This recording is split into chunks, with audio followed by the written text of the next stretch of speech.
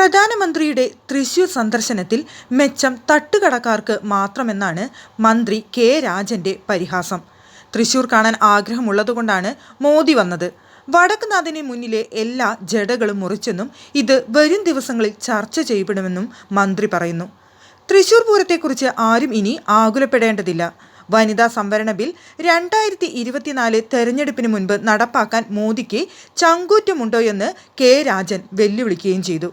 അതേസമയം പ്രധാനമന്ത്രി നരേന്ദ്രമോദിയുടെ ശബരിമല മതമേലധ്യക്ഷന്മാരുടെ വിരുന്ന് പരാമർശങ്ങളെ രാഷ്ട്രീയമായി നേരിടാനാണ് ഇടതുമുന്നണിയുടെ തീരുമാനം. ലോക്സഭാ തെരഞ്ഞെടുപ്പിന് മുൻപ് അയോധ്യ പോലെ ശബരിമലയെയും രാഷ്ട്രീയമായി ഉപയോഗിക്കുന്നെന്ന് ആരോപണം ഉന്നയിച്ചേക്കും. ക്രൈസ്തവ സഭാധ്യക്ഷന്മാരുടെ അനുഗ്രഹം ലഭിച്ചുവെന്ന് പറയുന്ന പ്രധാനമന്ത്രി മണിപ്പൂരിനെക്കുറിച്ച് മൗനം പാലിച്ചതും രാഷ്ട്രീയ ചോദ്യമായി ഉന്നയിക്കാനാണ് LDFന്റെ കരുനീക്കം. കേരളത്തിലെ BJPയുടെ ലോക്സഭാ തെരഞ്ഞെടുപ്പ് പ്രചാരണത്തിന്റെ തുടക്കമായിട്ടാണ് പ്രധാനമന്ത്രിയുടെ തൃശൂർ വരവിനെ ഇടതുമുന്നണി കണക്കൂട്ടുന്നത്. A+ മണ്ഡലമായ തിരുവനന്തപുരത്തെ ഒഴിവാക്കി തൃശൂരിൽ പ്രധാനമന്ത്രി എത്തിയതിന് പിന്നിലും മുന്നണി രാഷ്ട്രീയമുണ്ടെന്നാണ് ഭരണപക്ഷത്തിന്റെ കണക്കുകൂട്ടൽ. ഉത്തരേന്ത്യയിലേതുപോലെ ഹിന്ദുത്വ രാഷ്ട്രീയത്തെ കത്തിക്കാനുള്ള നീക്കമായിട്ടാണ് പ്രധാനമന്ത്രിയുടെ പ്രസംഗത്തെ CPM വിലയിരുത്തുന്നതും.